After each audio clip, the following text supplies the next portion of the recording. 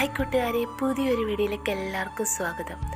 ഇന്ന് ഞാൻ കുറേ വയണയില കിട്ടി കേട്ടോ. രാവിലെ നോക്കിയപ്പോൾ വയണ അപ്പുറത്ത് മുറിച്ചിട്ടേക്കുന്നു. അപ്പോൾ ആ വയണയില കിട്ടിയപ്പോൾ ഒരാഗ്രഹം കുമ്പളപ്പം ഉണ്ടാക്കിയാലോ. വാ, നിങ്ങൾക്ക് കൂടി കാണിച്ചു തരാം ഞാൻ.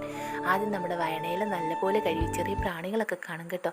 എന്നിട്ട് 3 തരത്തിലുള്ള പൊടിവകകളാണ് എടുത്തേക്കുന്നത്. റവപ്പൊടി, അരിപ്പൊടി, ഗോതമ്പ് പൊടി. ഇതിനകത്തോട്ട് ഏലക്കയും ജീരകവും തേങ്ങ ചിരകിയതും ശർക്കരയും എല്ലാം കൂടെ അല്പം ഉപ്പും ബാലൻസ് ചെയ്യാൻ വേണ്ടി ഉപ്പും ഇട്ട് നല്ല ചൂട് വെള്ളത്തിൽ കുഴച്ച് എടുത്തിട്ട് തന്നെ നമ്മുടെ മിക്സ് റെഡിയാക്കി വെച്ചു.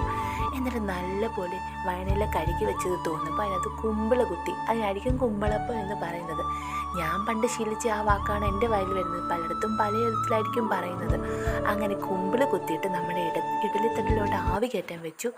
ജസ്റ്റ് ആവി കയറി എല്ലാം ഒന്ന് വെന്ത് വരുമ്പോൾ നമുക്ക് ചൂടോടെ എടുത്ത് കഴിക്കാം. എൻ്റെ പണ്ട് കാലത്ത് ഓർമ്മയിലുള്ള ആ ടേസ്റ്റൊന്നും ഇപ്പം കിട്ടില്ലെങ്കിലും എനിക്കിഷ്ടമായി കേട്ടോ. എല്ലാവരും ട്രൈ ചെയ്യുന്നു.